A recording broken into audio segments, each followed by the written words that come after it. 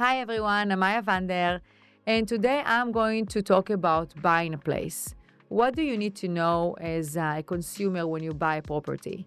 Buying a place can be very overwhelming, and I'm going to kind of break the steps on what you need to do so you can be prepared for your purchase, and hopefully that will be helpful as you go through this process. So first thing when you buy a place, you really need to know what is your budget. When I talk about budget, meaning what can you put down payment? What are you qualified for? If you're doing all cash, obviously that's easy. If you're going to finance a deal, you need to know exactly how much you can spend every month towards your mortgage and what are you qualified for. In order to do that, you have to speak with the mortgage lender. I will say, honestly, it's the first step because you need to know based on your search what you can buy. If you're going to just drive around, like location, go to open houses, it's all great. But if you cannot afford it, or you can maybe afford something nicer, you might as well know about it from the beginning. So talk to a mortgage lender. Maybe your real estate agent can advise you and refer you a couple of them, or maybe you can just do your own research and find a mortgage broker. Obviously, I would say, always shop around the rates. See who gives you the better condition, better rate. Maybe with your bank, maybe with a private lender. All depends. But make sure to know what you're qualified for, because a lot of the time when I speak with clients, they have their mortgage payment in mind, but they forget to also calculate taxes and insurance to the equation and closing costs, which is, another money that you have to come up front when you're buying a place at closing. I sell real estate, I know what to do, but even when I bought a place, I wasn't sure which areas I want to be focusing before I purchase. So I drove around, I went to open houses, and I got a feel of where I want to be. So driving around in a neighborhood in the daytime and at night, I think it's very important. You also have to think what's important to you in terms of lifestyle. Obviously, real estate agent, you gotta have an expert helping you and guiding you through the process. Because once you have the budget in mind, you wanna have a real estate agent helping you and guiding you through the process. I know that many of the buyers go in sometimes directly to the listing agent, which is fine, but having a buyer's agent by your side that have your best interest, I think it's very important because they will look after you. But you want to make sure your agent will be very knowledgeable because you can do a lot of research online, but you want to make sure that your agent is educating you about things that you might not know. If you're relocating from another place to another, maybe you were not aware about a building that's been constructed right by a place that you potentially want to buy, or a school that you need to be aware if it's top-rated school, maybe you buy around there. So there are a lot of things that you might not know based on just online search or using ChatGPT. So I would say having an expert by your side is very, very helpful. And communicate about your needs. What's important to you? Lifestyle, workability, schools, proximity to work, you working from home, you need bigger space. What's important to you, and make the criteria list of what you are looking to accomplish.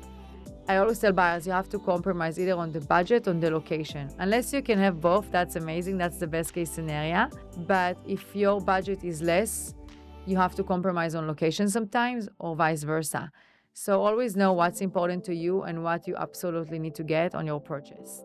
When you're submitting an offer, again, your agent will tell you what will it take to get the place down.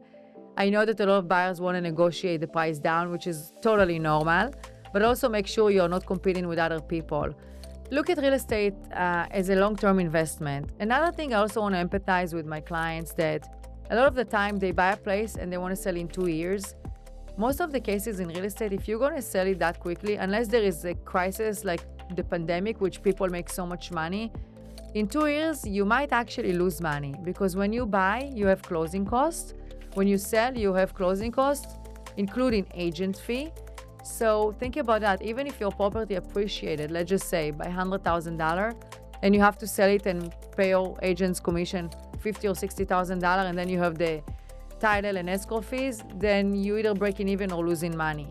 So I would say if you purchase real estate, look at it more as a long-term goal, even as an investment. Don't rush to sell it after 2-3 years because again, you most likely not going to make money unless there is some crazy event. So something to keep in mind. Also, yes, be focused on what the property worth, but at the end of the day, if you love the place and there is nothing else, and you feel like you're overpaying by a little bit, in my opinion, just do it, because if you're going to be there 5, 7, 10 years, it really not going to make any difference. Especially if you're doing financing, if you really break the payment, the extra that you're paying in the payments, you'll see that it's fraction. You submitted an offer, the offer got accepted, now you're under contract. Again, your agent should guide you through all the process, but just in case you do not have an agent and you want to do it your own, this is what I'm here for.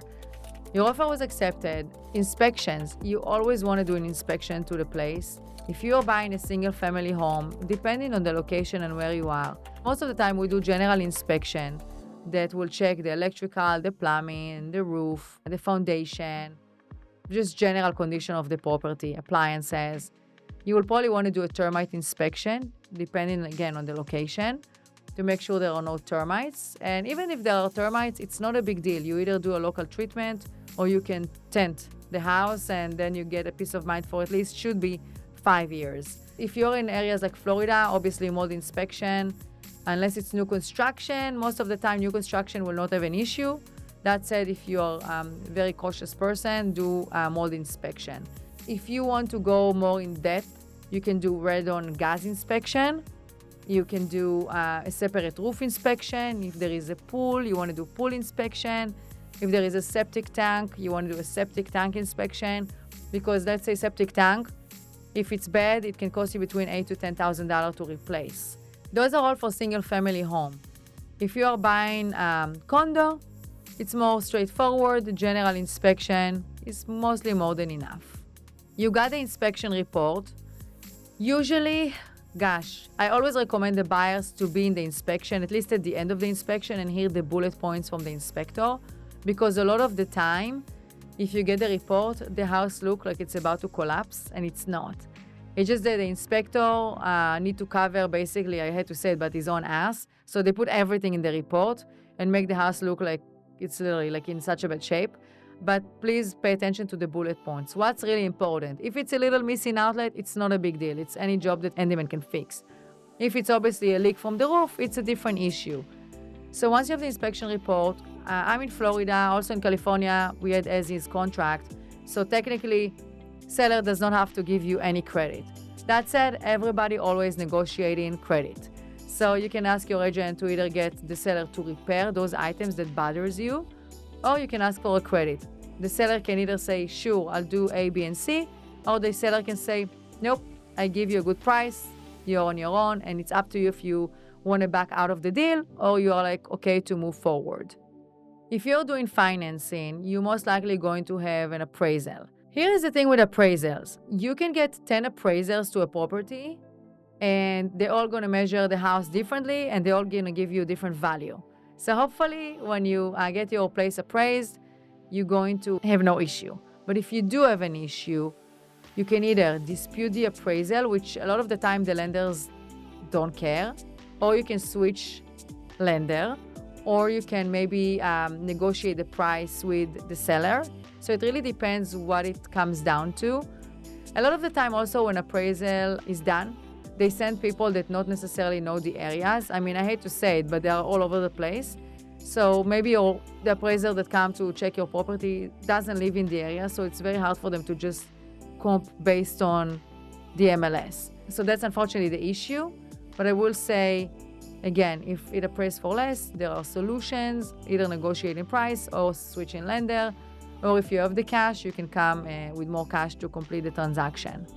Getting ready to close. You're happy with the appraisal, you're happy with the inspection, now it's closing time. Now it's kind of like the waiting period between closing the deal. The title company / escrow company will facilitate everything between you and your agent to the other side and their attorney, and basically prepare to close. The closing, you can usually, in many times, you can either do it remote, you can do it at the office. It really depends where you're located, what time is the closing being done. But they will send you all the documents. Sometimes you have to get those documents notarized. Sometimes you can just sign electronically. It really depends on the transaction, if it's cash, if it's loan. And then once you close, you usually wait for the email, congratulations, we are closed and funded. And this is when you get your keys. And this is when all the excitement stuff began.